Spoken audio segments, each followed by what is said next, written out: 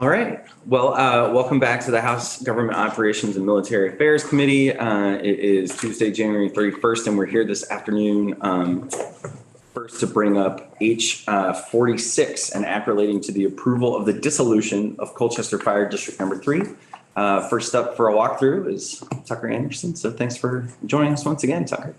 Good afternoon. For the record, Tucker Anderson, Legislative Counsel. You have in front of you H 46, which proposes to dissolve Colchester Fire District Number 3, and to the extent that there are assets and liabilities belonging to the fire district, to transfer them to the Champlain Water District. This is the second Colchester Fire District dissolution that this committee has handled in the last 2 years. And to give you the general overview of why this is here and why this comes to be, as you may recall from the overview of Dillon's rule and Vermont's frame of government under the Constitution, the General Assembly has the authority to create municipalities and therefore also has the authority to alter and destroy them. Under the general law, fire districts are allowed to self-incorporate, just like incorporated villages. You can get enough residents together and they vote to incorporate, and you get the involvement of the select board. You can create a fire district that acquires assets, and in most of these cases is providing water to either residences within a municipality or for other specific purposes. I think the original idea was to do things like fire hydrants. Section 1 contains the approval of the dissolution of Colchester Fire District Number 3. It states that the voters of the district approved the dissolution on March 29th, 2022. Then goes on to state that on June 21st, 2022, the Fire District and Champlain Water District executed an asset purchasing agreement through their duly authorized officers. According to the agreement, property, assets, and liabilities were transferred from the fire district to the water district effective July 1st, 2022. Subsection B is the formal dissolution of the fire district. So on the effective date of this act, once it passes both bodies and the governor signs off on it, fire district shall cease to exist as a political entity or body corporate. The act is set to take effect on passage. The one thing that I always note with the various bills to dissolve these units of government is that one of the areas of review is always whether there are outstanding debts or bonds. Because when you dissolve this corporation, you are dissolving a legal entity that may have property and debt, and creditors may not be able to pursue that debt after the General Assembly wipes the slate clean and says this fire district no longer exists. However, I think you have evidence and documentation about the transfer of assets and liabilities to another unit of government. You'll hear about that, I'm sure, from others. Anyone have questions for Tucker about words on the page, our powers to create and dissolve municipalities? All right. Thank you very much, Tucker. I believe next we're going to hear from the general manager of the Champlain Water District. So, Mr. Duncan, would you like to take the chair? Thank you for having me. Thanks for being here. I think you probably know Representative Chase. We have a Colchester native on the committee. Thanks for being with us today. If you could introduce yourself and what your role is, and then I know you have some testimony prepared, so take it away. Sure. I'm Joe Duncan with Champlain Water District. I'm the general manager at Champlain Water District, and as indicated, effective July 1st of 2022, Champlain Water District took ownership of the assets and operation of Colchester Fire District Number 3 water system. So that's a little background on me and why I'm here to speak to what Champlain Water District has done and why we're in support of dissolving Colchester Fire District Number 3. So, happy to go into why we support it. Yeah, please. So as Tucker indicated, this is the second one that you've had in a couple of years. We did the same with Colchester Fire District number 1.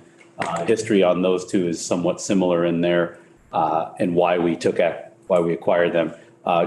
Just as a point of information, Champlain Water District is primarily, our mission is wholesale water. So we produce water and treat it and transmit it to 8 different communities with 12 water systems within them, Colchester Fire 3 and Colchester Fire 1 being one of them. So our primary mission is a wholesaler of water, but we also do contract operations for some communities such as the city of South Burlington, Colchester Fire 1 and Colchester Fire 3 prior to taking ownership of them. So similar to what happened with Fire 1, Fire 3 had a couple champions, I'll say, on their prudential committee who were longtime 40+ years of running the water system prudential committee members, not able to get anyone to step up to take the role of leadership, and approached Champlain Water District to say, we literally don't have anybody stepping up to manage and run the system from a prudential committee political body standpoint. So would you be willing to take ownership of that system? And so we worked through that with Fire 3. Similarly, we worked through that with Fire 1. Our end goal, as I said, is we're a wholesaler. So owning water systems is not something that is something we like to do. Although we are a regional entity, we like to pursue things regionally, but we recognize that local government and local control is very important to our municipalities. And so when it comes to deciding where water mains go, that has a major influence by growth, and that growth is typically controlled by the local municipalities. And so in order to avoid that conflict, our preferred method is to have a large town be the owner of the water system. That's what happens in Shelburne, Williston, South Burlington, Milton systems that we serve. Colchester is a bit of an anomaly. Colchester back in the 60s was approached to say, we want water service and fire service. And the town of Colchester said, we are not interested. So 3 fire districts were born out of that in order to provide water and fire service to those areas. So fire service had been around until, I want to say it's 2 years ago, might have been a year ago. I think it was 2. The town of Colchester now has fire service and took over the fire departments that were previously owned by Colchester Fire 2 and Colchester Fire 3. So one of the charter authorities for Colchester Fire 3 was the ability to provide fire service. They no longer do that. That is now done by the town.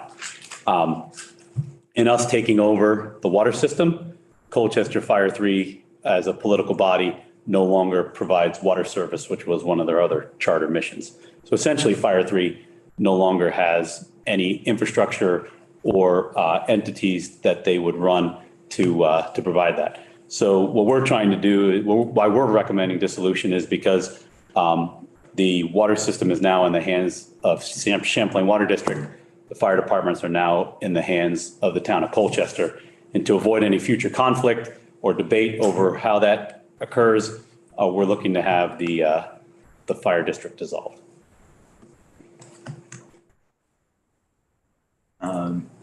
So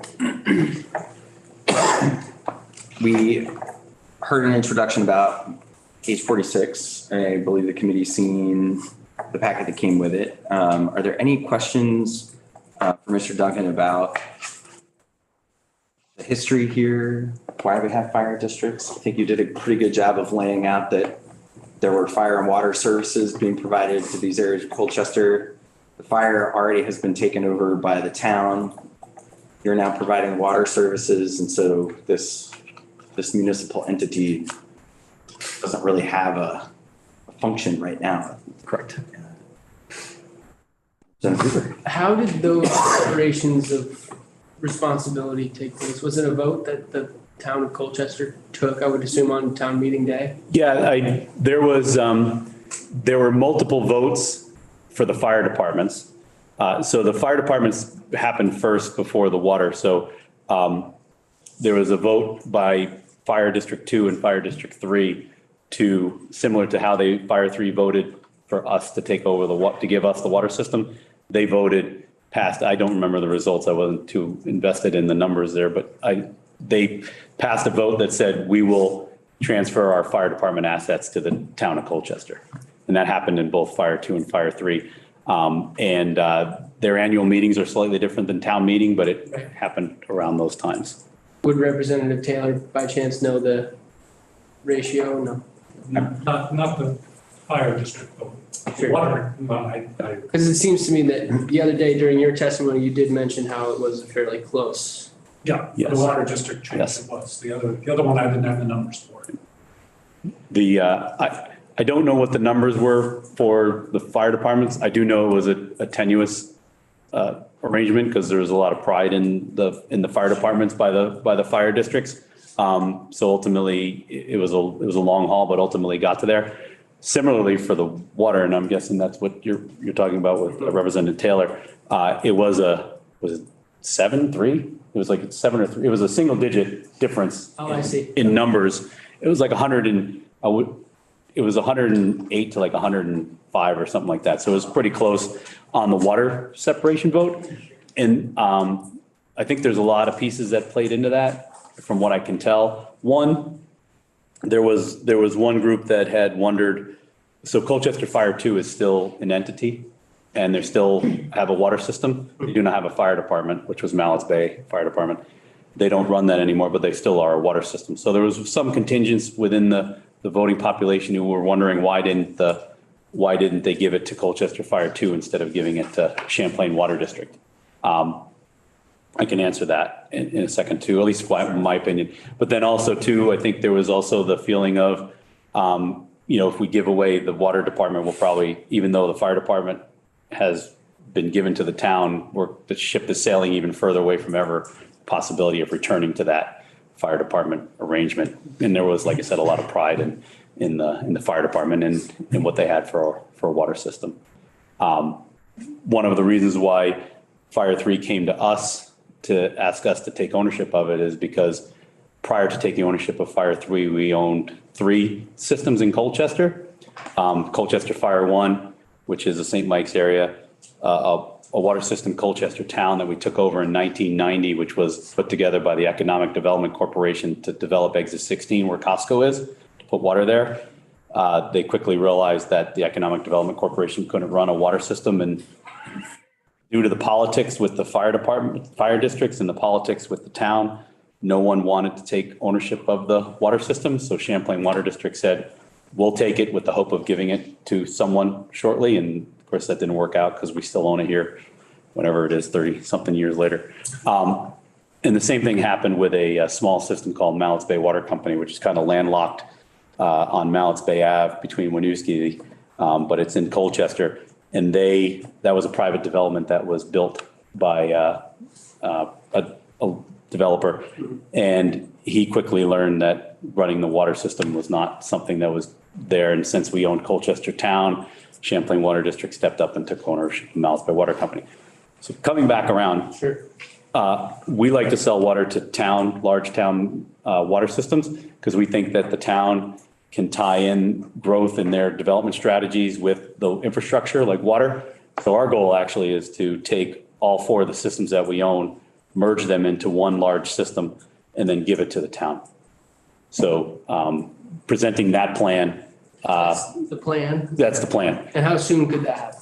Our goal is to do it within the next couple of years. So we got through, we're trying to get through 1 year of ownership with Fire 3 to get operations and budgets under our belt, and then use year 2 to figure out how to merge all the budgets together so that by the end of year 2, maybe year 3, we've got it all packaged, and then it's up to the town to hopefully take it. And part of the politics there is when Champlain Water District, right from the very beginning, we were very frank that so Fire 3, if you need me to stop, just. Oh, no, you're fine. We got a little more time. So Fire 3 goes from basically Exit 16 up to the town line in Milton, over to Essex by the Susie Wilson area, and out to the Milton border on the island, towards the islands. So it's a massive area. Representative Taylor did provide the maps when he came in to introduce the bill. So it's a very, very big area. The water system is not everywhere within that. So there's a lot of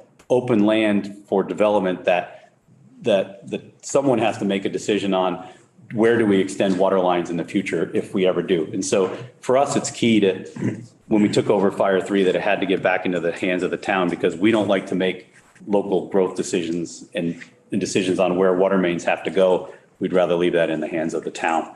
And so we presented that during the vote. And there's a lot of fire district town angst. And so I think that showed up in some of the vote, knowing that Champlain Water District was going to give it to the town. So I think that all made for a very close vote, but a passing one. So.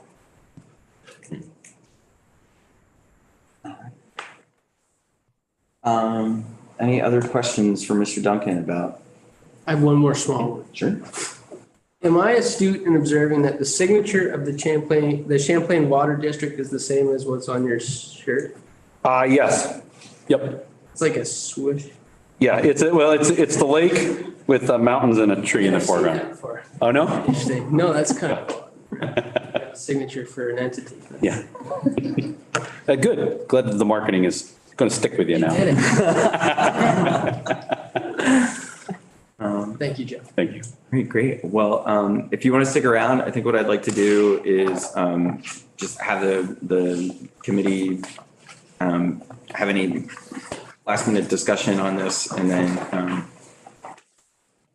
I would entertain a motion to move the bill. Representative Chase. I we move the move. You move that we approve H46 and find it favorable? Yeah, that one. I'll second that favorable motion. So Representative Chase has moved that we find H46 and recommend it to the body favorably. Is there any further discussion? Do Representative you need Chase? to specify without amendment, or is that just assumed? It's the as introduced. Okay. So if we're recommending H46 as introduced, then and I just wanted to double check that we thought through the effective date. So right now is it on passage as it's written? Sorry, I clicked off that tab. Is there any reason, Representative Chase, to make it a later date than on passage? There's no process that really needs to be done because the assets and responsibilities have already started. Okay. I'm going to do that pretty much every time we look at these. I should have done it before the motion, but yeah. The effective date can sometimes be an afterthought, and it does matter sometimes. All right. Great. Any other discussion, questions? All right, seeing none, the clerk shall call the roll. Representative Garland, Yes. Representative Boyden, yes. Representative Pango, Yes. Representative Morgan, Yes. Representative Cooper of Burlington, Representative Maricki, Yes. Representative Chase, Yes. Representative Waters Evans, Yes. Representative Cooper of Randolph, Yes. Representative Nugent, Yes. Representative Higley, Yes. Representative McCarthy, Yes. 12-0-0. Great. Thank you very much, Representative Boyden. So I think our last bit of business on this is that we need to select a reporter of the bill. And Representative Chase isn't in a huge rush to get out on the floor and report, although I was going to offer it to him, but I was wondering if any of our three new members would like to report 846 and arm wrestle Representative Chase for it. I would. Yeah, all right. Well, then Representative Waters Evans will be the reporter of the bill. So You're going to assist me with, yes. correct? Thanks. So I am going I should to, have asked that first before I said yes. I jump in head first, go for it. I'm going to start by emailing you later today the Representative Carol Odie, how you report a bill memo. And it is Great. the gold standard It's for how dialed in. it is a time-tested way to report. And I'm sure you will put the usual polish with your writing on on the template. Sure. Just don't make the report longer than the bill itself. Okay. Great. Noted. I'll do a word count first. Thank you very much, Mr. Duncan, and Representative Taylor. Thanks for coming and being with us today. That was great. Bill number 2. Yeah, look at that. Never breaking it out. So our big item for this afternoon, switching gears completely, is to invite Mr. Anderson back up. And we are going to, now it has a number, H127. We're going to hear an introduction to the bill language itself and the walkthrough.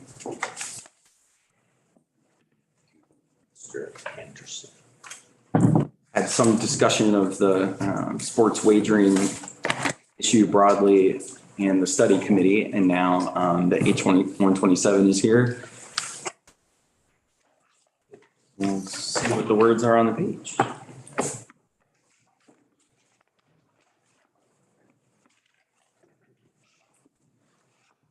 Take it away, Tucker. Well, good afternoon again, Tucker Anderson, Legislative Counsel. You have in front of you H127, an act relating to sports wagering. By and large, H127 takes the recommendations of the Sports Betting Study Committee and puts them into bill form. So we're going to start with in section 1, which adds 31 VSA chapter 25. And this is going to be the chapter governing sports wagering. And I'll move through each of these sections. And because we don't have many section numbers in this 20-page bill, I'll call out page numbers and line numbers whenever I'm moving into a new section. So we're on page 2, line 5. The first section we're going to cover has all of the definitions for this chapter that we are adding to Title 31. So as used in this chapter, have the definition of board, which is the Board of Liquor and Lottery. So wherever you see the term board throughout this chapter, that is what it is referring to. Category of wager means the kind of event being wagered on. It's a very general definition that you will see in some of the sports betting states.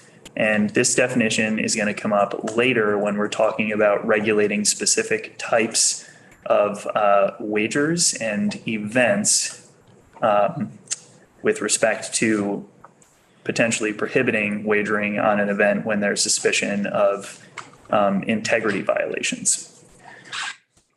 Definition number 3, collegiate sports event means a sports or athletic event participated in or offered by a post-secondary institution, a college or university.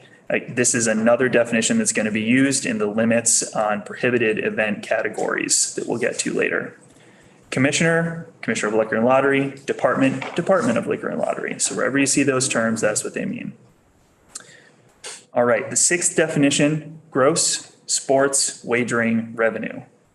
This means gross sports wagering receipts excluding voided bets, less winnings paid to authorized participants and any federal excise tax. So all of the money except voided bets, what the operator pays in federal excise tax and what they pay out in winnings is considered the gross revenue.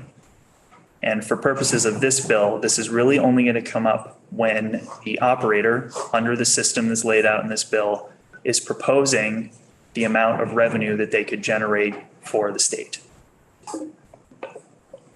Definition 7, high school. Case, a clarifying question. Is voided bet specified later? Or is that just? It's just specified here so that wherever gross sports wagering revenue is used throughout the bill, we are talking. What's a voided bet? There is no separate definition for a voided bet in the bill, at least as currently drafted.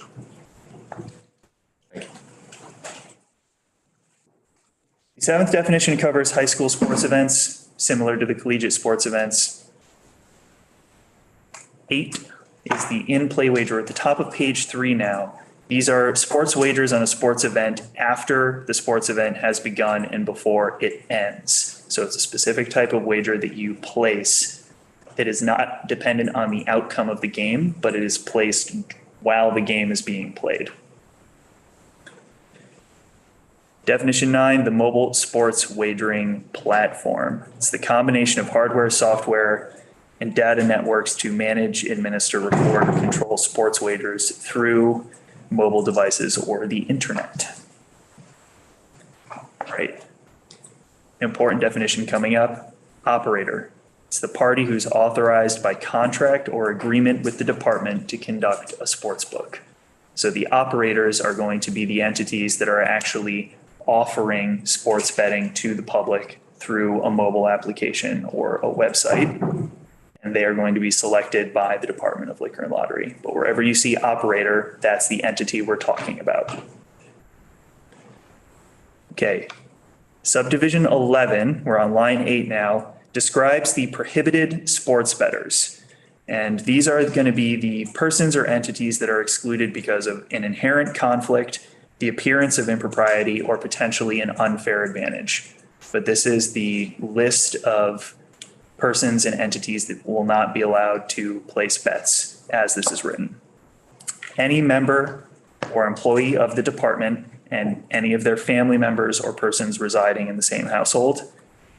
Any principal or employee of any operator, that means anyone who owns, directs, or is employed by the entity offering sports betting. Any contractor of the department or its operators, so you cover those independent third-party contractors working with the department or the operators. Any contractor or employee of an entity that conducts sports wagering in another jurisdiction, so outside of Vermont, when the bettor, as a result of their contract or employment, possesses confidential or non-public information relating to the wager being placed. So if you have specialized knowledge due to your employment or relationship with an operator in another jurisdiction, you are a prohibited sports bettor because you have an unfair advantage. Any amateur or professional athlete, if the sports wager is based in whole or in part on an athletic event overseen by the athlete's governing sports body. There's a lot of words there that can be boiled down into one example that I think would help. If you are a football player in the National Football League, you would be prohibited from betting on National Football League games. Not National Basketball Association games. Correct. You would not be prohibited on placing that bet in Vermont by Vermont law, but you might be prohibited by your sports governing body from betting on sports broadly, which is an entirely different issue. Next, any sports agent, owner, or employee of a team, a player, an umpire, referee, coach, union official, or official of a sports governing body.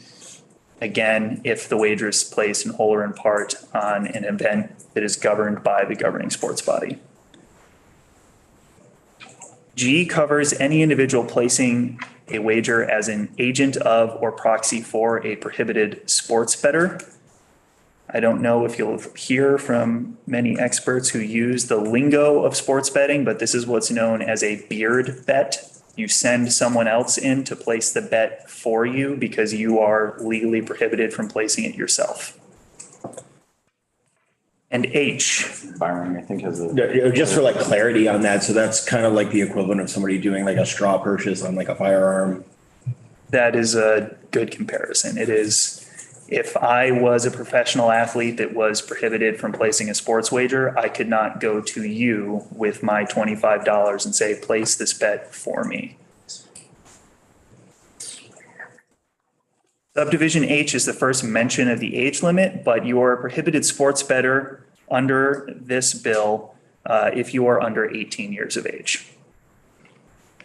I think that will be a topic of discussion for anybody who's, as we're going through this first pass of the words on the page. It's a good opportunity for me to say, I know a number of the things that are in the bill as introduced are going to be things that we will be delving into pretty significantly. So we'll ask clarifying questions for Tucker if there's anything that we don't understand the words on the page. But if once we get through this the walkthrough of the language, I will have some time where folks can say, hey, I want to make sure we take testimony on these pieces that I saw. So just wanted to just set that table in the beginning.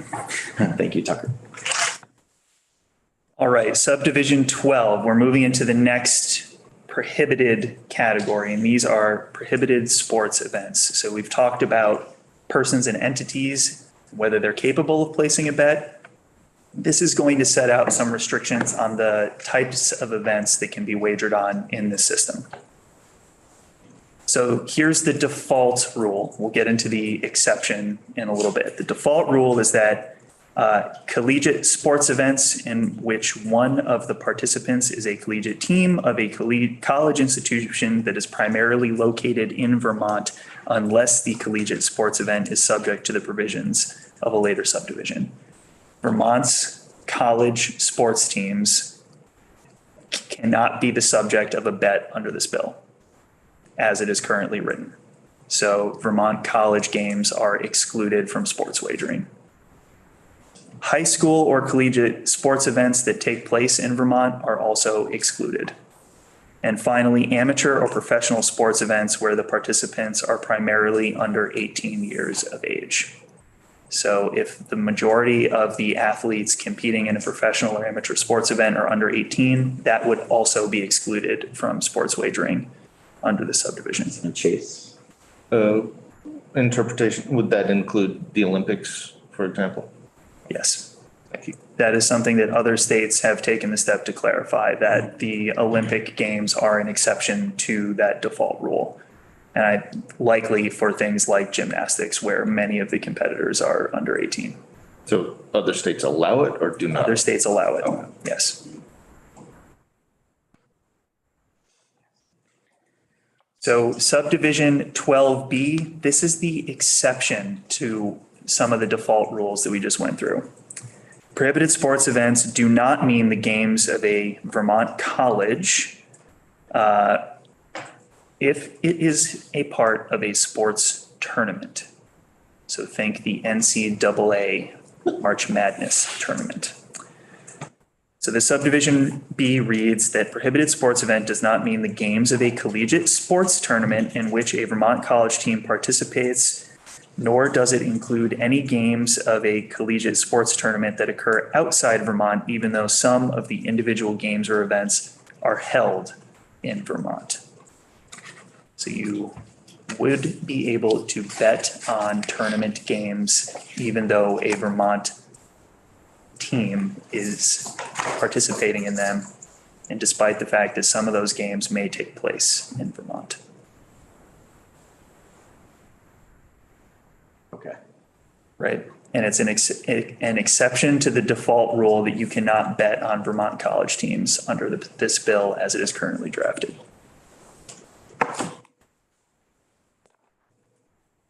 Anybody need a clarification of that? That made my brain kind of go a little bit. Yeah, Representative Chase. Stop, ask questions, please. A tournament, like, and forgive me, I know nothing about like the NCAA tournament you're talking about. I know it exists because of a certain representative of the thing. Incessantly. At what point does it count as starting the tournament? Like, do the early season things that define the standings, is that part of the tournament process? So therefore they would be eligible for betting, or is there a defined start to when the tournament begins and that's the cutoff point? And also, does that mean voting on the results of the tournament, or not voting, betting on the results of the tournament as the whole, or the individual games within? I'll start with the former and say that I don't have a fantastic legal answer for when a tournament begins. However, it would likely be impossible to bet on the tournament games before they're seeded, right? So all of those tournaments get seeded shortly before they begin. The teams get put in positions within a defined bracket, usually best team first, worst team in a particular conference, 16th, 32nd, whatever it might be. So that would likely be the de facto start of the tournament where wagering would be allowed. on the games in the tournament, right? Okay. And that's legally, this applies to tournament games, which answers your second question, that this is based on the games in the tournament, not the outcome of the tournament overall. Some states, such as Connecticut, restrict the wagering to the outcome of the tournament. So they, for example, Connecticut says that Connecticut collegiate games are excluded. You can't bet on them unless it's a tournament, in which case you can bet on the outcome. So you can, the final outcome of the tournament. Thank you. So to be totally clear before we move on, the default position is if it's a Vermont college game, it wouldn't be legal under this bill as introduced. Correct. But if it's part of a tournament, then it's fair game. Outcome of that game. Yes. If it is a regular season UVM hockey game, you cannot bet on it. If it is the Frozen Four and UVM is participating in that particular tournament, yes. Representative Nugent. I don't know if this is the right time to ask this question. So just... If it's clarifying, I think we do want to kind of pop some of the things about just understanding the words on the page, but so go ahead, yeah. Yeah, it's fine. Just wondering what the rationale is behind excluding Vermont colleges versus everything else. I can't speak to the policy or reasoning behind that particular choice, but I can tell you that this is incredibly common throughout the states and usually directed at a concern over the twofold integrity of collegiate athletics, and then two, we'll just keep it with the integrity of college athletics because you have twofold there. One, those players are amateur and not getting paid unless they have a name, image, likeness, copyright that they're getting paid for. And two, there's potentially more susceptibility at that level of professional sports. I think I've seen hands pop up from Representative Byron, Hango, and Hooper, so I just wanted to hit it. He used all the words I was going to. Okay. Yeah. All right. Oh, Representative Hango. thank you. I was coming from a different light in that Vermont's a pretty small state. So you have students at the University of Vermont, for instance, who are competing, who may be your neighbor, your child even. So to bet on those contests where you have a connection with the individual athletes, I think might be a conflict or present a conflict. Representative Hooper. Tucker, do you know how many states have made it outright illegal to bet on college, if any? There are states that have an outright prohibition on betting on college sports. I can send you some information on that later.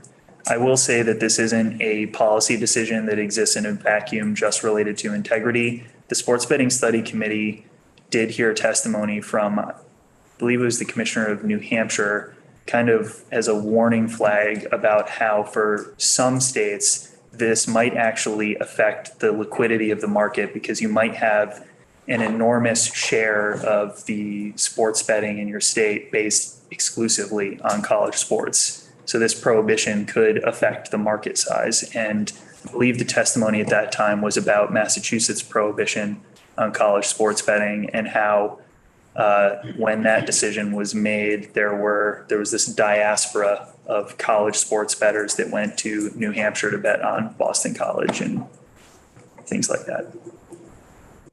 Which actually leads to my follow-up question. Let's say you have a student at UVM who's from the state of Kentucky, and there are contests going on over the winter break. Is that student able to bet on their alma mater's team from Kentucky?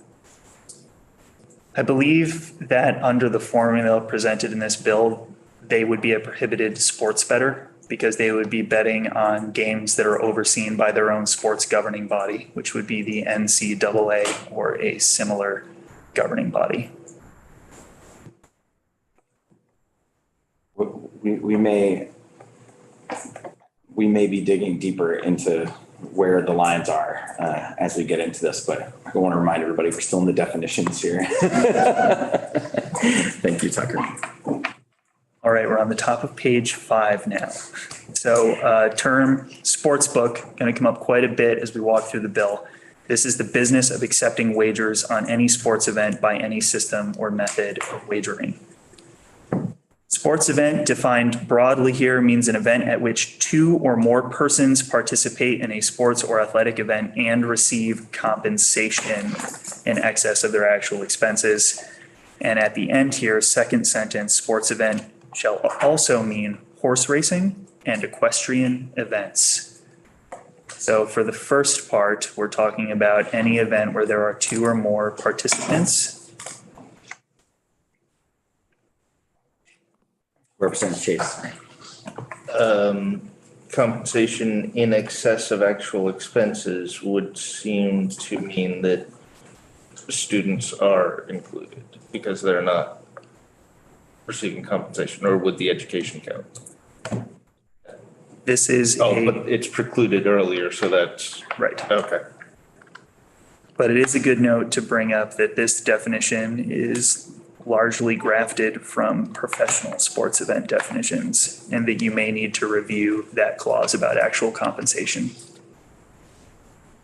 And does it specify like auto racing or other things that there may be some more ambiguity, whether it's a sport or athletic event, but it's still a competition of sorts?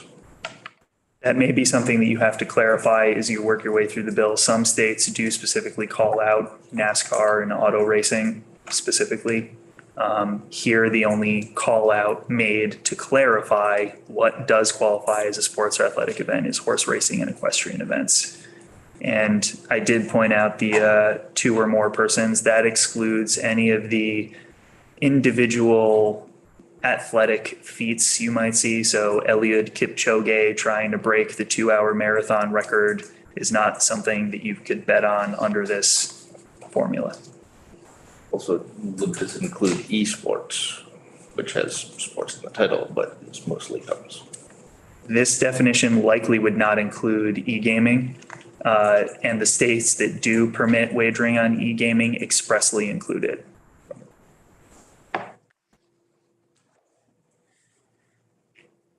Excellent questions.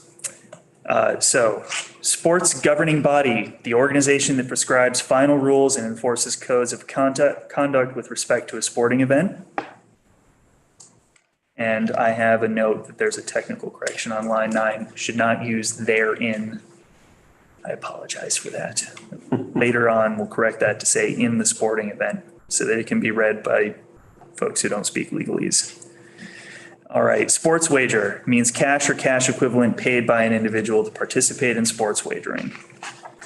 And we're coming to the merciful end of the definitions here. Subdivision 17, sports wagering means wagering on sporting events or any portion of a sporting event, or the individual performance statistics of athletes participating in a sports event or a combination of sports events. Clarification in subdivision B here. Sports wagering means wagering on the matters enumerated in that first subdivision by any system or method of wagering, including in-person communication and electronic communication through internet websites. You can use different devices to access those internet websites. Subdivision C, sports wagering includes single game bets, teaser bets, parlays, over-under bets, money line bets, pools, exchange wagering, in-game wagering, in-play bets, proposition bets, and straight bets. And this is something that you will commonly see in many of the sports betting states. They go over the top in clarifying that this includes just about every form of wager that you can think of. Representative Chase. Is that an exhaustive list, like anything outside of this would not be included, or is this an example list, like, for example, it could be this or other things? The latter. And this is a very good opportunity to point out to you that as you see these bills coming in this session, includes, wherever you see includes, it means including but not limited to. So this is without limitation. This is a list of examples, not an exhaustive list. Representative Morgan. What's a teaser bet? I don't know that one. I will send around a glossary later. Ashley put it together, and I think that under the bet type part of the glossary, there's like 50 different types of bets that are separately defined, so. Perfect. Yeah, I would, on many of the more complicated issues that come before the committee, we may be able to go down a significant rabbit hole with technical definitions. So I would say we will look at reference materials and make sure those are provided to the committee. Yep. Perfect. So we'll start moving into the operative provisions of the bill now that we're finished with the definitions. And we're on page 6, line 4 in section 1302. This section starts with the duties of the Department of Liquor and Lottery with respect to sports wagering in Vermont. Subsection A sets out the default legalization of sports wagering and states that the Department of Liquor and Lottery is authorized to operate sports wagering within the state. So in that one sentence, you establish a state control system where the Department of Liquor and Lottery is the sole entity authorized to operate sports wagering. Subsection B, the commissioner shall negotiate and contract to authorize a minimum of 2, but not more than 6 operators to operate a sports book in Vermont through a mobile sports wagering platform. 2 things to jot down for yourselves. First, the limitations, 2 to 6 operators. Second, that this is exclusively mobile sports wagering that is being authorized in this subsection. All right, there's a safeguard built into this subsection B, and that's protection from admitting unqualified applicants depending on how this is carried out. Again, we have a minimum of 2 operators called for in this subsection. But this goes on to state that the department may authorize a single operator to conduct a sports book if an insufficient number of qualified applicants participate in the competitive bidding process. So the department will not be compelled to choose 2 if they really only have 1 that qualifies under the competitive bidding process. Subsection C, the department is going to have a series of duties. And they can execute these duties either independently or through the operators that they contract with. So subdivision 1, age verification measures to ensure that persons under 18 years of age do not access mobile sports wagering. Subdivision 2, identity verification through online secure databases or the evaluation of photo ID. Moving on to page 7. Quick one, back to B. What if nobody presents as a qualified candidate? Are they required to select at least one, or do they have the option to say, all right, we're just not going to do it at this time? This language only allows the discretion to select 1 if they have unqualified applicants. Thank you. So perhaps that should be clarified to make sure that if the competitive bidding process doesn't produce any qualified applicants, that the department can start the process over again. Yeah, I think we'll go ahead. Now I'm getting out of it. I wanted to get through this walkthrough without doing this, but let's let's definitely, assuming we see future drafts. That was something I was actually thinking about the other day, was like, what happens if I had that same thought? Okay, so Representative Chase is the eagle eye on this now. He's killing it. Thank you very much, Tucker. All right. I'm just autistic. Moving on to page 7. It's good. I like it. They must ensure that mobile sports wagers are initiated and received within the state. This is the geofencing or geo-comply terms that you heard during the Sports Betting Study Committee report overview. This is making sure that only people who are within our geographic boundaries are able to bet. Setting wager limits for daily, weekly, and monthly amounts consistent with the best practices in addressing problem gambling. So they have to ensure that these mobile sports wagering platforms offer the ability to set wager limits. They have to establish a voluntary self-exclusion program for players to exclude themselves. There's a whole lot that's in that sentence. I know. I just had a question, which is if there's more than one operator, then do they communicate with each other about this maximum amount of betting? Or can I go bet on like all 6 different operators, the maximum limit? The limit amounts do not necessarily communicate with each other. Player exclusion does, which is something that we'll get to in a second, but no. And really, this isn't setting out any specific requirements, at least in the statutory language, for what the wager limits have to be and whether the operators have to be consistent with each other. This is just ensuring that that tool is available for each of the operators that the department contracts with. So it's not requiring it, it's more allowing it or suggesting it. It is requiring it, but it's not setting out any detail for what that requirement is going to be. Got it. And we will take significant testimony about how some of these best practices actually work in the field. That's very, very important, I think. Go ahead, Tucker. All right, so the next is the voluntary self-exclusion program. This is a way for wagerers to contact the department or the operator and say, please prohibit me from accessing this product for X number of days. It's usually for what's known as an irrevocable period of time. They have to ensure security mechanisms to ensure the confidentiality of wagering and personal and financial information, and measures to ensure that wagers are not placed by a prohibited sports bettor. Is there a non-voluntary exclusion program, like from court order or something like that? That would likely come into play when we start talking about integrity monitoring and then criminal penalties for criminal conduct.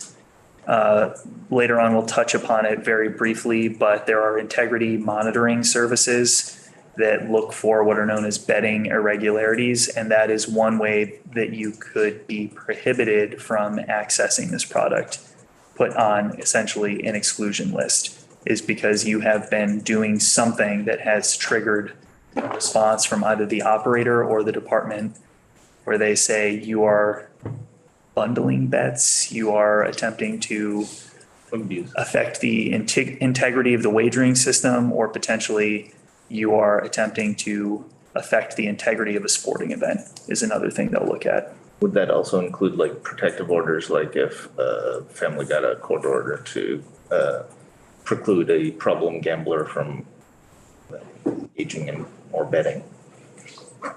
Actually don't know the answer to that question, but I'll look into what has happened in other states that have been doing this for a while and see if there's processes, maybe even in rule in place for someone to get some sort of protective order like that.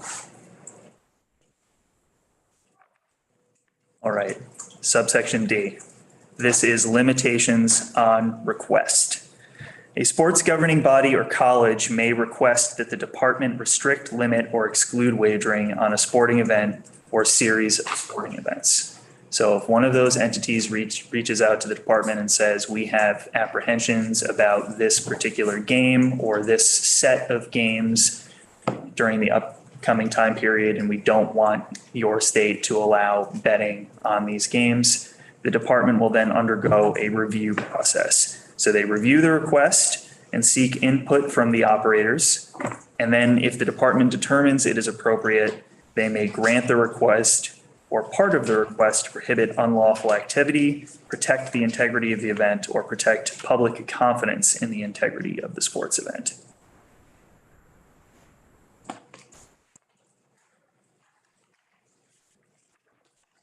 Right, subsection E, we're at the top of page 8 now. The department shall have authority to review and approve categories and types of wagers before an operator is permitted to offer the wager to the public. So the first step in introducing a new wagering type or wagering product to Vermonters under this system is that the department reviews and approves that category or type of wager. The department, once they have approved a particular category or wager type, it may be used on multiple events without further approval. So if they've approved that type of wager, it can continue to being used without the operator having to come back continuously for the same category or type. And the department may issue general approval for operators to conduct enumerated categories and types of wagers. So that might be, yes, Vermont will permit in-play wagering on NHL hockey games moving forward. Blanket approval, you don't have to come to us to request for the upcoming Stanley Cup final whether you can offer in-play bets. Subsection F, we're on line 8, page 8. The department shall only approve wagers on categories of events where the outcome can be verified, the outcome can be generated by a reliable and independent process, and the event is conducted in conformity with applicable laws. What does conformity with applicable laws mean?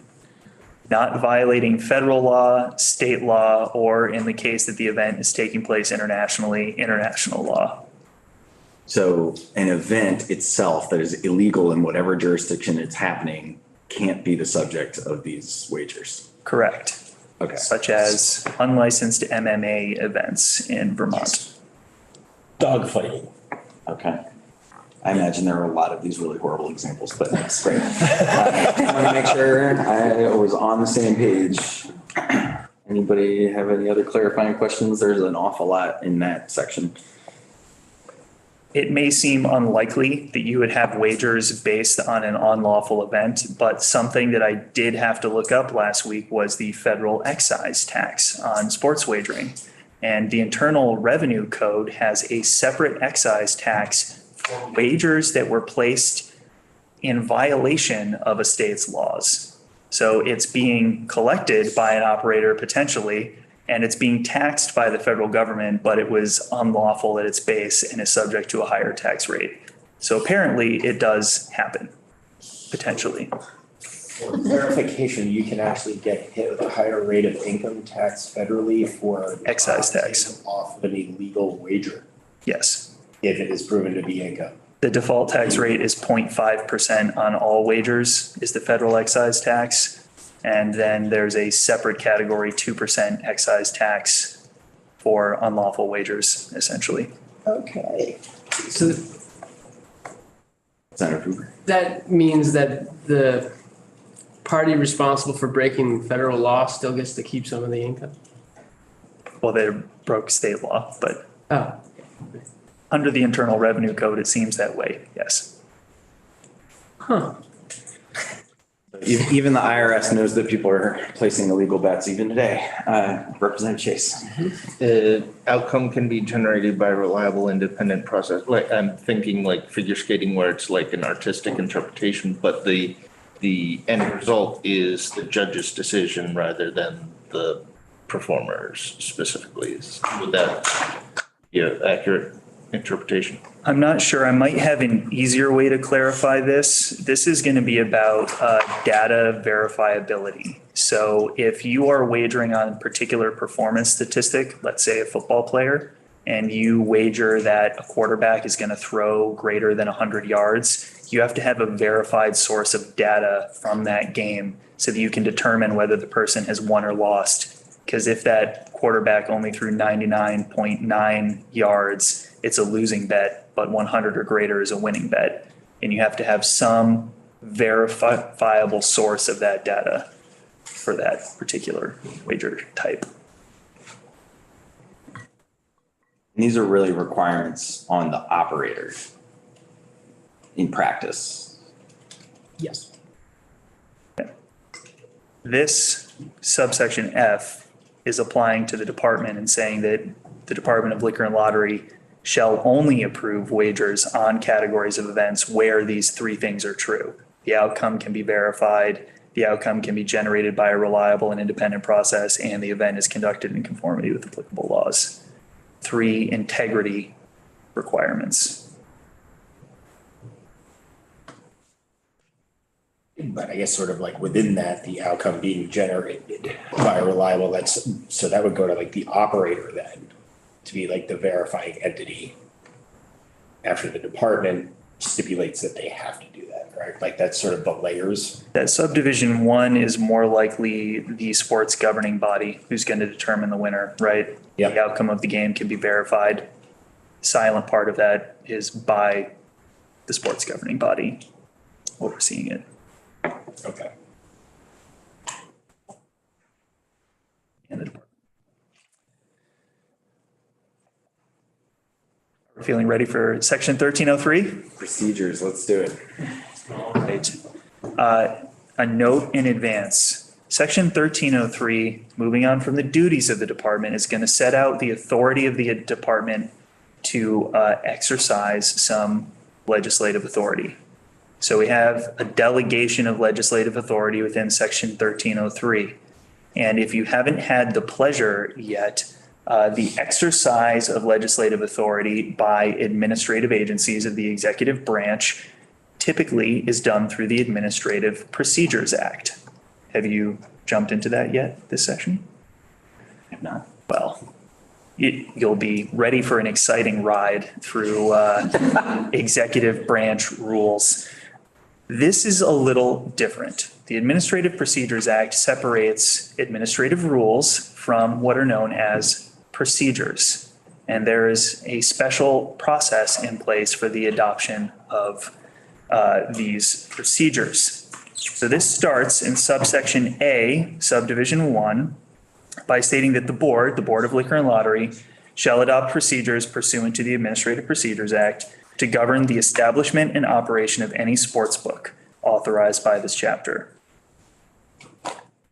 For each procedure proposed to be adopted or amended pursuant to this section, the board shall publish the proposal on the department's website, provide notice of the proposal to all operators, provide not less than 30 days for public comment on the proposal, and hold not less than 2 public hearings at which members of the public may seek additional information or submit oral or written comments on the proposal. Why is this an important distinction? Because of time, really. Procedures typically bind the internal operations of an administrative agency, and they're not subject to a much longer adoption process. For the adoption of an administrative rule, it may take 6 to 8 months before the rule becomes final and is in force and has the force of law behind it.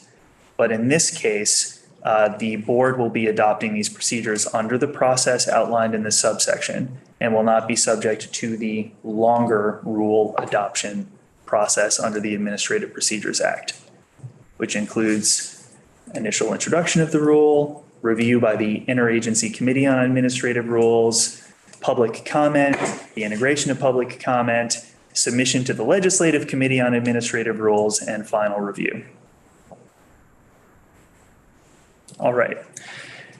So moving on to subdivision 2, the board shall not be required to initiate rulemaking pursuant to the Administrative Procedures Act in relation to a procedure adopted pursuant to this section. Subdivision 3, very important. The procedures that are adopted shall have the force of law and be binding on all persons who play or offer sports wagering within the state. And the reason that is in there is that the procedures section of the Administrative Procedures Act says that if an agency adopts a procedure, it does not have the force of law unless another section of the Vermont statutes annotated says that it does. So that's why this is here. Crystal clear. Yes. The board shall adopt procedures, we're in subsection B now, it's line 8, page 9. Pursuant to this section that govern the following minimum standards. And I'll give you the overview walkthrough now without doing each of the individual meticulous details. Subdivision 1, minimum computer system security. And we have an including but not limited to clause here. Unique identification, procedures to prevent past posting of wagers. So that would be manipulating a system so that you see who has won and then past post your wager on the game that has already been concluded. Minimum data that must be recorded relating to each wager. System redundancy to ensure recording of wagers during a system outage. integration with an independent control system to ensure integrity of system wagering information. Moving on to the second component here. They'll adopt procedures relating to sports wagering system requirements. And there is a very specific call out here. A few states have done this. It ended up here. These requirements must meet or exceed Gaming Laboratories International Standards for event wagering systems. Typically, these are incorporated by reference through rule. It has been added here expressly. Minimum house rules. I touched upon house rules very briefly when I talked about consumer protection in the world of sports wagering. These are essentially the terms of the contract that the wagerer is agreeing to with the operator when they place a bet. So the minimum house rules here that will be adopted by procedure include the method for calculation and payment of winning wagers, the effect of schedule changes for a sports event, the method of notifying bettors of odds or proposition changes, the acceptance of wagers at terms other than those that are posted, circumstances under which the operator will void a bet, and the treatment of errors, late bets, and related contingencies. So you might be able to get some testimony on how house rules interacted with the bets on, for example, the Cincinnati Bengals and Buffalo Bills game that was not completed. What happened under house rules in varying states for all the bettors who had bet on that. All right. They will also adopt procedures governing minimum accounting controls, which includes processes for recording the collection of wagers, payment of wagers, and cancellation of wagers, and requirements for an annual audit of those accounting controls. Subdivision 5, it's general and in some cases a bit duplicative, but minimum internal control standards. If you do want to go down one of these sports wagering rabbit holes, this is one of them you can go down. The MICS standards from state to state cover everything from the terms of bets to security systems to mostly accounting, but it all relates to the internal system of the operator and what controls are in place. Finally, minimum cash reserves to be maintained by each operator. Right. Subsection C. Representative Chase. In this instance, does it refer specifically to cash, or is that an accounting, like it could be digital funds? It could be digital funds, yes. Cash is not exclusive of other forms of payment.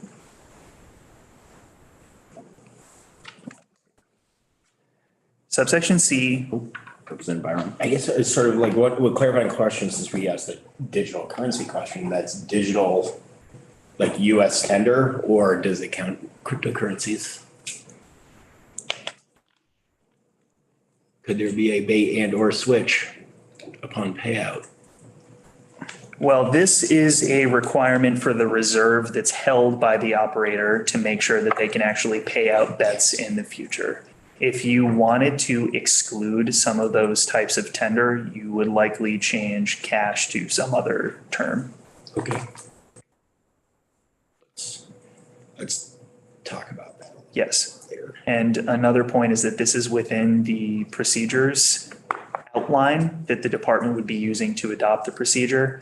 So you could grant discretion for them to exclude certain types of holdings, for example, non-fiat currency. Subsection C, each operator shall pay to the department a revenue share that is determined through the competitive bidding process. So there's the last duty in section 1303. You have to pay the department its share. We're at the top. We're at the top of page 11 now. This is section 1304, and by and large, this is going to govern responsible gaming requirements for this system. Starting in subsection A, annually each operator shall submit to the department a responsible gaming plan. This is an annual, essentially, resubmission of their plan. It shall include information related to the posting of materials related to problem gambling, resources to be made available to bettors who are expressing concerns about problem gambling, house-imposed player limits, and self-exclusion programs. And the commissioner is required, shall require each applicant to submit their plan prior to authorizing the conduct of a sports book within the state. So this is a requirement, one of the qualifications to actually be an operator in the state is to have this plan in place. Subsection B, annually, the department in consultation with the Department of Mental Health shall submit to the General Assembly a report on the impact of sports wagering on problem gambling in Vermont, and including but not limited to an analysis of demographic populations that are disproportionately impacted by problem gambling. And there are a handful of states who have very similar requirements. And if you look in the massive sports wagering study conducted by the Office of Legislative Counsel and JFO, there are links in there to each of the states that have conducted similar studies. All right. The department shall ensure that each operator utilizes a mobile sports wagering platform that prohibits an individual from establishing more than one account.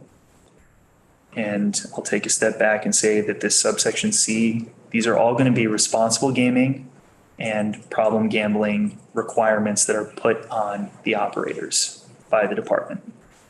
So the platform has to be able to prohibit an individual from establishing more than one account, prohibit an individual from using a credit card to establish an account or place wagers. So no credit cards.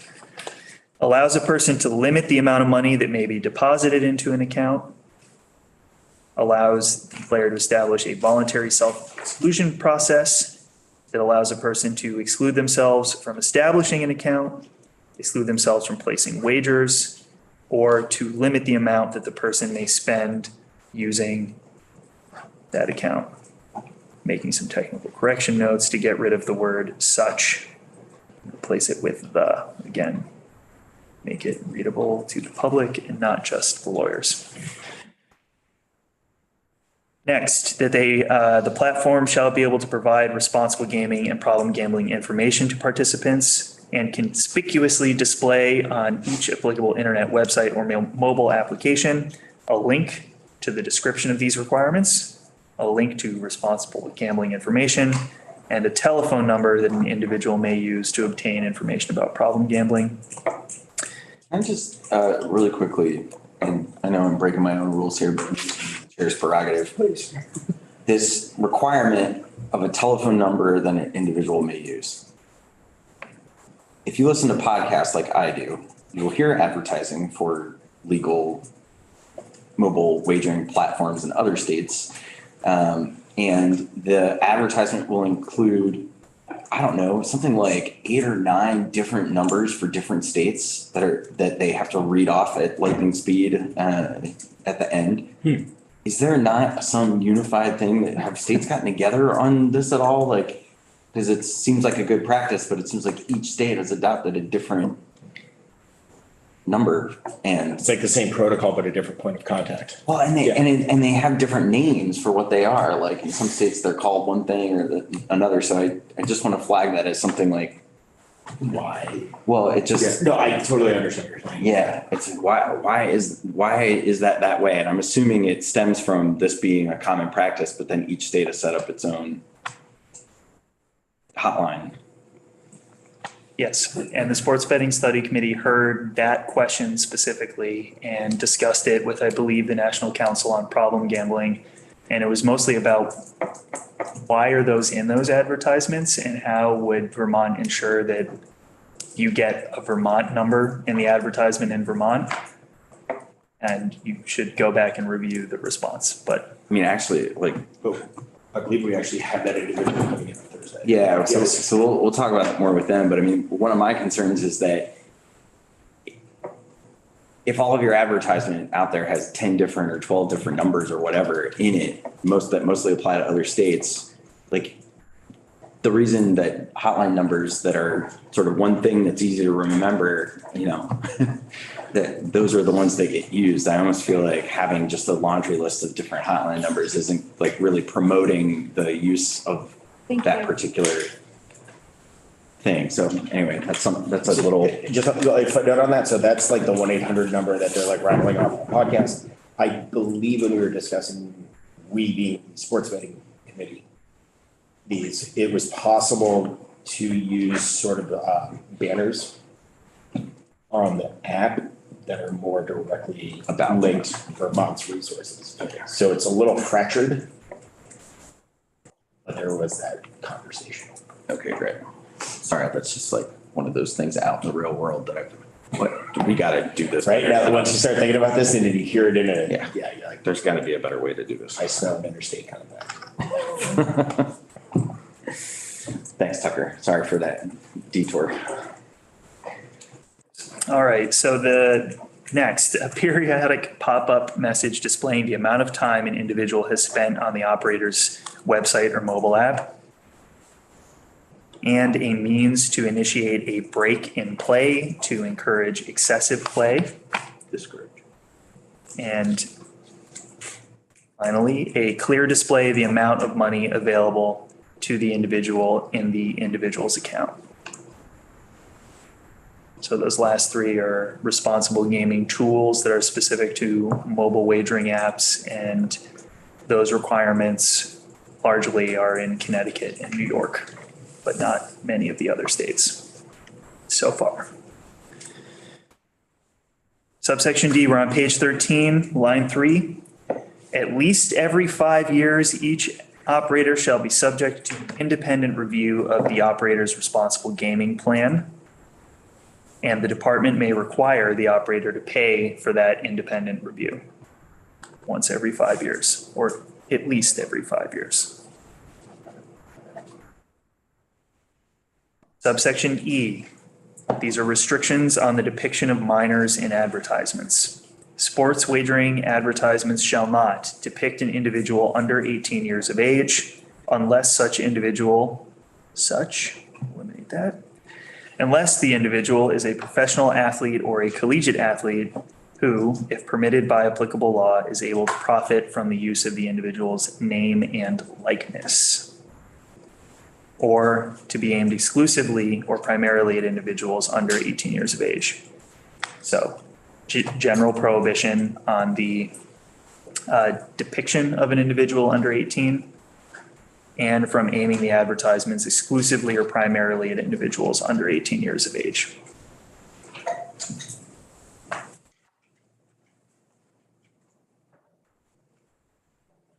Right, hurtling along, section 1305. This is going to describe the competitive bidding process that leads to the selection of the sports wagering operators. The commissioner shall select operators through a competitive bidding process. Subsection B, the board shall adopt procedures to establish criteria for the selection of operators. At a minimum, the board's guidelines shall require an applicant to include the following in a proposal. So we're moving on to page 14. And everything that we're about to move through are the minimum requirements that have to go into the competitive bidding process. And as you move forward, there may be a number of policy decisions to be made in here. The first requirement, an estimate of the applicant's potential gross sports wagering revenue and the percentage of gross revenue from mobile sports wagering that the applicant will pay to the state if selected to be an operator. So they have to come up with some sort of estimate of this is how much money we can make and this is how much we're willing to share with the state. Second, the number of individually branded websites the operator proposes to use for its sports wagering operations in Vermont. There is a term out there called skins that has come up a lot, and skins are the individually branded websites that an operator uses to present their product to the public. So they may operate, for example, a number of different websites with different names that appear to be different, right? And that's one way that they might market or offer new products to the public. So when they apply to be an operator, one of the requirements is that the board has to have some sort of procedure or rule in place that the operator is going to tell them the number of individually branded websites that that operator proposes to use. Some states just have a default limitation. If you're accepted, you get one. So this is, oh, go ahead, Representative Boyden. So we're not putting a limit on the number of individually branded websites that they can. Correct. They just have to disclose that as part of the application. So technically, we're gonna have like a max of 6 operators, and each of those could have like 100. I'm just throwing numbers out there, but like 100 individually branded websites, and then we have like a market of 600. If that's how the department determined to proceed. And the way this is written though, each brand, each skin has to be approved by the department. The department would have to know about it as part of the selection process. So essentially that would be disclosed to them during the vetting/bidding.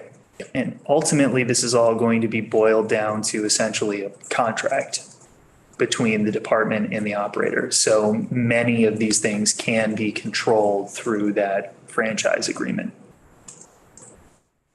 Right, so we're putting in place the architecture that the department has to use, but they could go further and negotiate.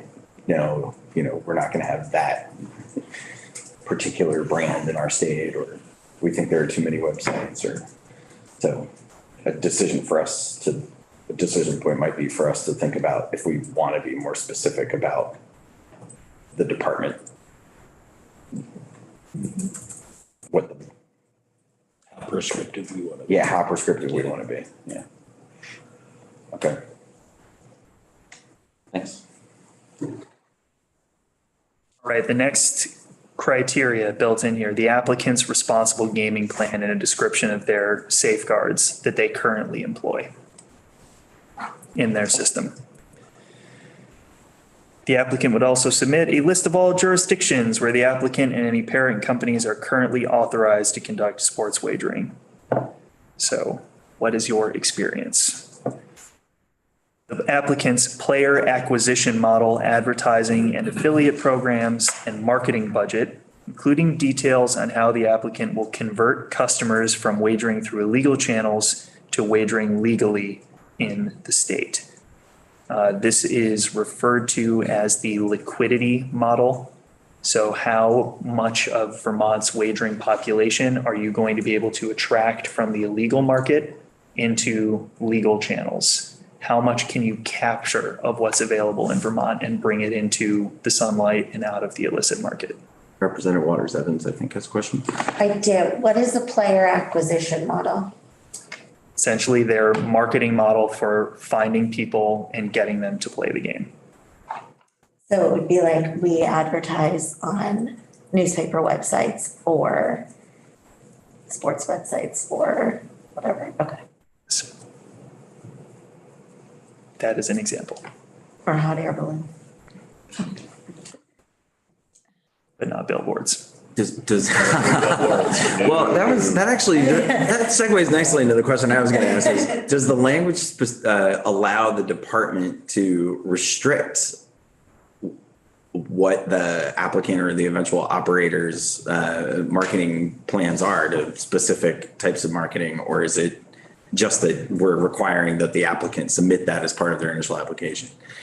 The latter. Okay. Yes. The restrictions on advertising, at least as set out, are just that you can't depict an individual under 18 with some minor exceptions, and that you can't target individuals under 18 with your advertising. Those are the two restrictions that were built in around marketing. Okay, I'm going to restrain myself to that clarifying question. No, and this is like a big rabbit hole that we had to have some other conversations about, because there were aspects that were discussed within the committee study structure that were not implemented here, that we consciously left as the sports betting committee to the legislature and have the discussions. So targeted marketing is definitely something we gotta Yeah, I'm sure that we're going to be hearing testimony about this from folks who ask, but it's one area where I want us to be thoughtful. So I will leave it at that for now. Thank you, Tucker. The next is the estimated time frame for implementing the applicant's sports wagering operations. In past sessions where the legislature has looked at sports wagering, this is referred to as the speed to market. How quickly can you stand up the market after this has become legal? The applicant's integrity monitoring systems and the applicant's plan for maximizing sustainable long-term revenue for the state, including a detailed market analysis. All right, in subsection C, an operator shall pay an annual license fee of $275,000 to the department. Representative Chase. Is that in keeping with other states?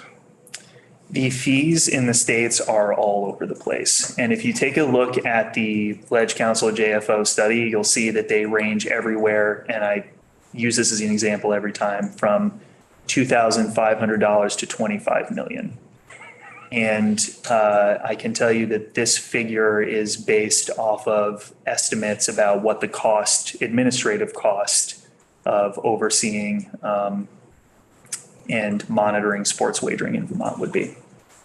Are those costs expected to scale? Like, would 2 operators provide enough revenue, or would 6 operators provide a surplus of revenue?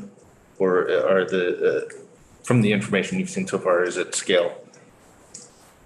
The fee is currently set so that if the minimum number of operators was chosen, the department would break even, and anything over that would be a surplus. However, it is possible to build the fee structure so that it would scale depending on the number of operators that are chosen. So that might be a way that you want to move forward. And I think the next time we have the department come in, and I'm looking at Mr. Martin, who is in the room today, good to see you. We should probably talk about where the estimate came from around I think it's, we saw in earlier testimony that the presentation from the committee, the estimate of $550,000. There's updates on that. What would that budget be used for, et cetera? I think that's the nexus, right, is the $550,000 estimate of the operating costs, that the fees from the operators would cover that. And so 2 times this number covers the department's operating estimate. All right, we're on page 15 now, and these sections will likely move much quicker because they deal with less technical issues. So in section 1306, the top of the page, we have the prohibited activities for operators, which includes accepting or making payment related to sports wagers made by prohibited sports bettors. So don't allow the prohibited sports bettors to place wagers.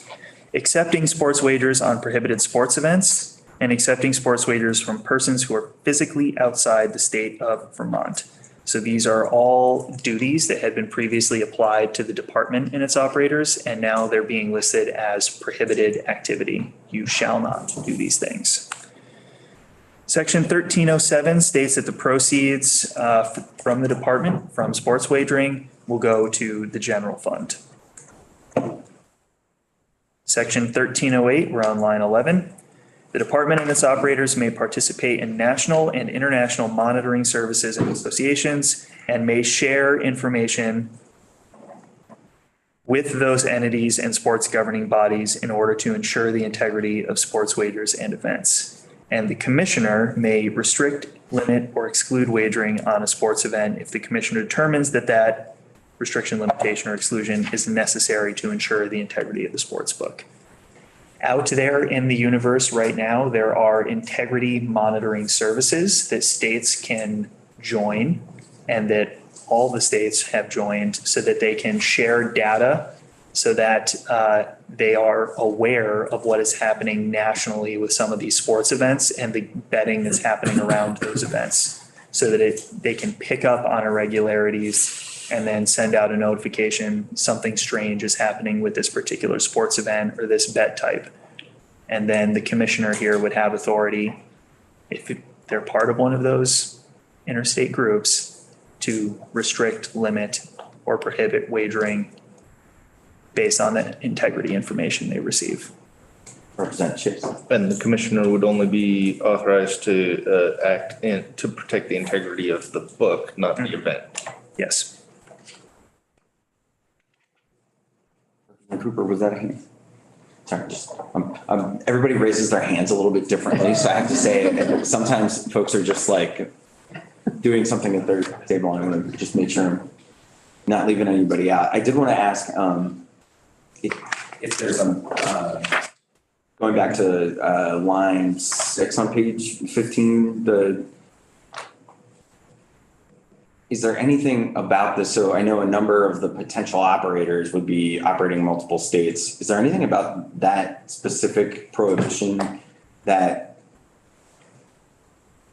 I'm reading it as they can't accept sports wagers from a person outside of the state of Vermont, period. So I'm wondering if we need to clarify that means that it's that operator for the Vermont, under their Vermont license, as opposed to that operator may operate legally in all states.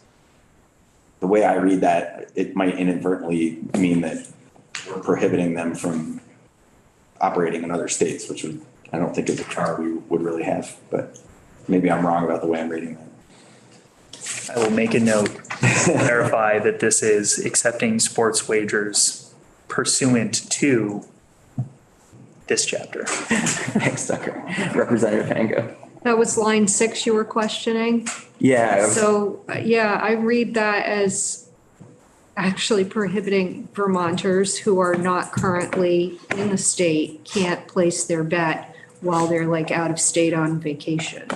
Is that correct? And that is correct. Yeah, so that's what I was reading it as. But then you would be placing it through the laws of the state that you're physically in when attempting to wager, hence the geofencing regulations, because we do not have a unified federal program. It's state by state. Representative Chase, then Representative. To that point, can we just delete this and, they can take bets from across state lines if the other states allow it and we don't really care? No, because I'm getting the federal problem in this race. That is correct. And in addition to the excellent glossary, Ashley also put together a description of the requirements of the Federal Wire Act for all of you that we can send out later. That's a good time to drop that. Representative Cooper. Banking. How is this enforceable? How is this enforced? I mean, if I'm calling into a sports book and I'm using my cell phone, I have an 802 number. Are we quizzing people about where they are? Well, because mobile and internet-based wagering is all that's being legalized here, it would have to actually be issued through someone's verified account, and that's how the geo-comply comes into place. That the applications are supposed to block you altogether from accessing your wagering account if you're not within a legal space. I will say just that we will be having folks testify about how the betting works in other states, how the geofencing works.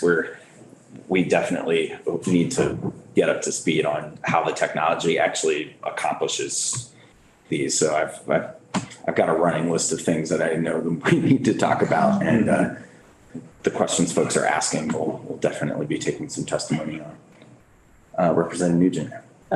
My question was about that, so I'll just save it. Just about how the geofencing and the technology works. Yeah.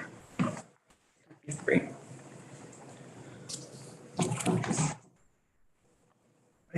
If you're all ready, we're at the top of page 16 in section 1309, which grants the department access to financial reports. And it states that the department may require financial and compliance reports from operators and may conduct audits of those reports to ensure that the state receives its contractual share of revenue. Section 1310, the department retains oversight of its operators to ensure that all sports wagering activities are conducted in accordance with this chapter. Any contractual terms and any procedures adopted by the department. Any failure to comply with this chapter, the contractual terms, or any procedures adopted by the department may be brought before the Board of Liquor and Lottery. The board shall have the authority to impose sanctions on an operator for a violation, including monetary penalties, suspension of operator operations within the state, and the termination of those operations potentially. The department may also bring in action in a Vermont court for damages, injunctive relief, or enforcement of monetary penalties related to any contract violation. This particular compliance provision and those penalties in subsection B are going to be the equivalent of license violations, really, but they can come from a variety of legal sources, which would include any of the provisions of this chapter, any of the terms that are incorporated into the contract between the department and the operator, and any of the applicable procedures that are adopted by the department governing sports wagering. But think of these similar to license adjudication, because there will be separate criminal penalties later on that will be an entirely different process. Section 1311, we're on line 17. This establishes the Responsible Gaming Special Fund. Establishes the fund and sets annually an amount equal to 2.5%, but not less than $250,000 of the annual sports wagering revenue that's received by the department shall be credited to the fund.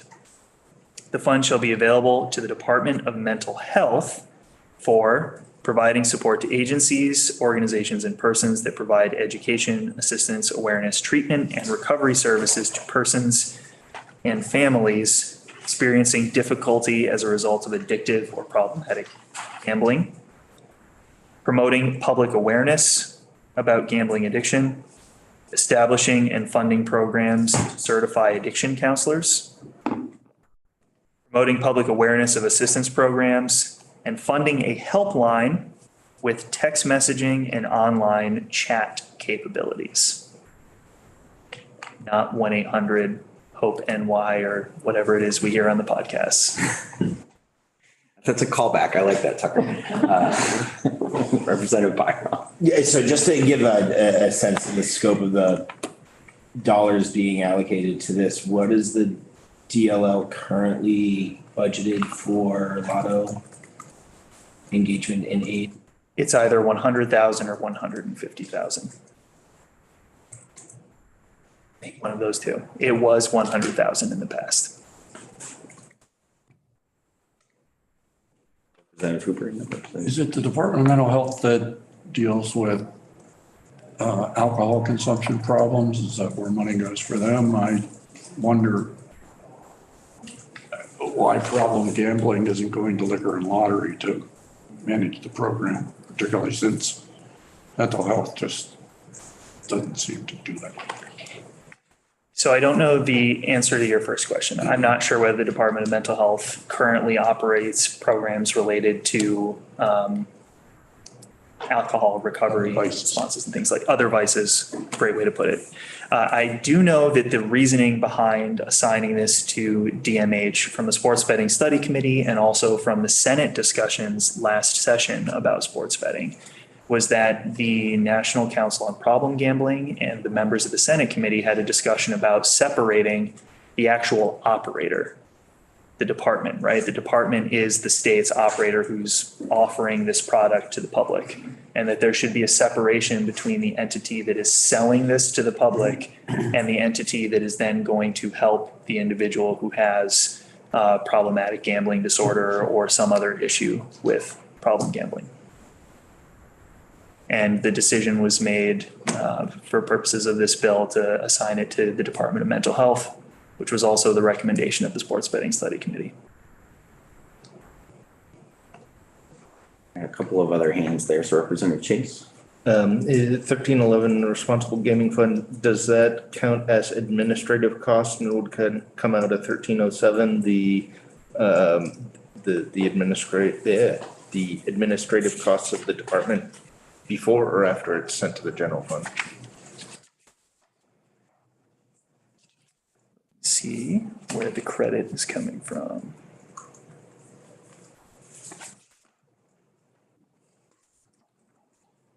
So the payment is going to come directly from the department prior to the general fund deposit. So it's administrative. Cool. Yes, Thank you. and I can send the committee the applicable provisions related to special funds, but administrative costs are permitted under 32 VSA Chapter 7, Subchapter 5. I'll send those details about the default provisions. And I can let you all know what some of the special decisions are made around special funds, if that would be helpful.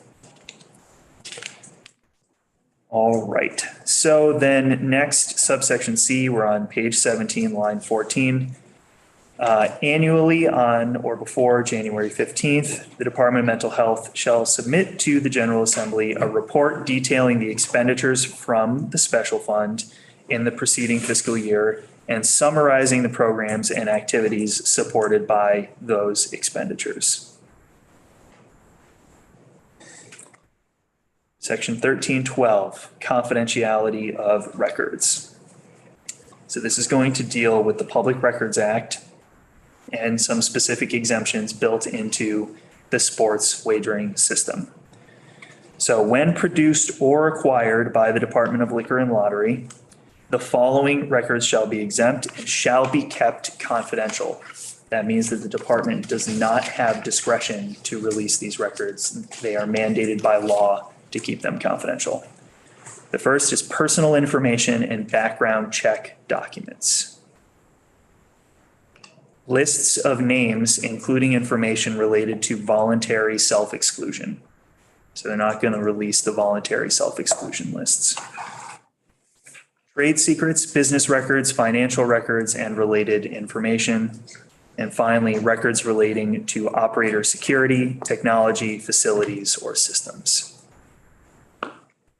Subsection B sets out that these exemptions will not be subject to the 5-year review period under 1 VSA section 317 subsection E. And that is the section that requires the Office of Legislative Counsel to annually compile a list of exemptions that will be subject to a 5-year review period. All right. Section 1313, crimes and penalties. They are set out as subsequent penalties for offering sports wagering in Vermont when you are not permitted to do so. And I will state that this is focused on what we have been calling the operators. These are the persons or entities that would be offering wagering in Vermont, not the bettor. So a person who is not permitted to conduct sports wagering pursuant to this chapter, who does, shall be fined not more than $10,000 or imprisoned not more than 6 months, both. For the second violation, it's $25,000 or 1 year imprisonment. And for a third or subsequent violation, it's $50,000 and not more than 2 years or both. And Chase. Do other states include a scale, like if somebody makes $1 million off from illegal betting and only has to pay 10 grand, is there any mechanism that would allow that scale to recoup the ill-gotten gains? I'm not sure, but that would be very interesting to find out. So I'll research that for you. Representative Byron. So these crimes and penalties, this is for online operators or even physical human-to-human contact? Yes. So you're more sort of traditional mindset of a bookie in a bar? Yes. Okay. It captures both the online corporate entities operating potentially offshore illegally, but also the individual in the bar, if that exists. All right, section 2 of the bill is on page 19. This act shall take effect on passage.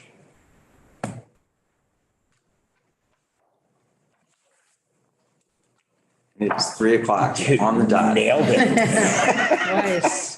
That is just for being a pro. So that was a lot. We accomplished the goal of getting through the first walkthrough of page 127 today. Before we take a break, I wanted to just spend a few minutes I have a laundry list of things that came up from your questions while we were going through that I think we'll want to delve a little deeper in with, potentially with Tucker and probably with the department, with advocates, and others that we'll be getting in as we take some more testimony on this bill. I think we've already asked experts on problem gambling to come on Thursday, so we'll see. That may already be booked because Andrew is just on top of it as usual. Right. So that'll be one of the first things that we take up. But I wanted to know from the committee if there were sort of specific things, the stuff that I flagged, information about how geofencing works. I wanted to learn a little bit more about how states are talking to each other and doing that integrity monitoring interstate. I think there's a big conversation about, do we want to, or would it be prudent to be a little more prescriptive about potential prohibitions on certain kinds of advertising or advertising in certain kinds of places? That's something that we'll want to dig into a little bit. This issue about the different brands, the so-called skins that an operator might have, and I'd want to learn both about the market implications of that and also just, what are the pros and cons of having so many different brands out there, even if we have a very limited number of operators. My little pet telephone issue about how do we actually make the resources that we're requiring for folks usable, and I want to learn about some of these best practices, limits, the way the technology helps people limit the handle or limit the amount of bets that they're placing. We brought up the issue, and I think Tucker's already on it, about what happens if there aren't any qualified operators. Are we really going to require the department to have one? What should the prohibition on the age limit be? That's come up a couple of times already. And then we talked a little bit about the currency for cash reserves and whether we wanted to specify that as they need to have real currency that's a fiat currency, yes. American dollars, real dollars, not Bitcoin. Yes. All right. Not that Bitcoin's not real, but that's a discussion for another committee. Currency another that day. is less volatile. Yeah. So those are the things that's on my list, not a short list. Other items. Representative Waters Evans. So the crimes and penalties section applies to the people who are the operators, right, of the sports betting. But what about, do those exist maybe for someone who's placing a bet on behalf of somebody that shouldn't be betting, or like a 16-year-old, or like are there? That's a good question for Tucker. So as it's drafted, I think the question that we're asking is the kind of beard placing of bets, or does the crimes and penalties section address what the penalty is for that? So there's a prohibition on that, but there isn't any penalty listed. Correct. But if it is a prohibited form of wagering, there are already criminal penalties in place under Title 13 for illegal wagering. And I can send you them. The fines are not significant or too punitive, but I'll send you the provisions related to that. So those are the ones that already exist? Correct. Okay, yes. Got it. So would that mirror sort of like buying a lottery ticket for a minor type infraction? Is that? I don't know if that's captured by the Title 13 provisions. This would be like running your, illegal wagering pool or poker room or whatever it might be. That's what's covered by Title 13. Okay, yeah. Yeah, so I think it's interesting to think about. It's already illegal to do all the things that we're talking about. We're saying in these ways, in this very prescriptive way, we're considering making it legal. Great question. Representative Nugent. As far as things I'd like to know more about, I'd love to get a sense of like how much money is these operators stand to make, and to put the fees and the other issues in context. Great. So more on the presentation we had from Patrick at JFO, digging into some of those numbers and. Yeah, from the business side, yeah. Representative Boyd, sorry. It's okay. Just having a larger conversation around the inclusion of college sports and like how the market would be impacted if they were excluded. Because from my understanding of this discussion is that other states do exclude them or have. Some do, some don't. Okay. It really varies. There's 35 states that are like close, if not up and running, and there is no uniform Yeah. policy from state to state. Yeah. So I think in a lot of those decisions, we'll end up having to fight or discuss, I should say, the tension between getting the illicit market into the light versus trying to keep something that we don't find to be really palatable, in the system. So that'll be a tension that we are probably going to have to discuss there. And I think Tucker alluded to what the study committee heard on that, and testimony from New Hampshire, I think was the comment. So we'll definitely address that again and have folks. I think that we'll try to have at least a couple of different operators from other states to talk about their experience. Chase. If we've got 4 eligible operators, does the state have to allow all 4, or can they select just 2 or 3 of the best offers? Like if the 4th one's only offering a 0.01% return, are they obligated to allow them to participate? There's no required number. There just has to be a minimum of 2, and the department can't accept more than 6. So But everything in between is discretionary. And I'll send you some examples of how the competitive bidding process was structured in other states, New Hampshire, New York primarily, but there were stages built into some of those competitive bidding processes and different criteria at different stages for how you moved on in consideration and ultimately what guides the final decision. For example, in New Hampshire, the operator who bid the most was selected, and that was written into the statute. Once you got through all of the other qualifications, the last round was how much revenue will the state make, and they made their choice based strictly on that. There's nothing in here to preclude the department from choosing the highest bidder, but there's nothing in here that says they have to do that. Correct. Okay. Okay.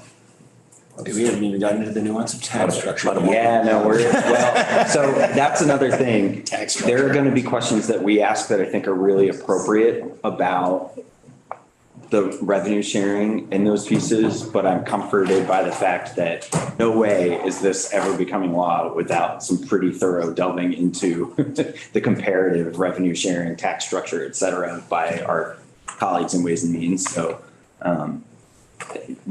I think that we should understand that in the context of the policy decisions, but our work on this bill is mostly going to be rooted in the structure and the policy choices. And I think that the Ways and Means Committee is going to have something to say about exactly how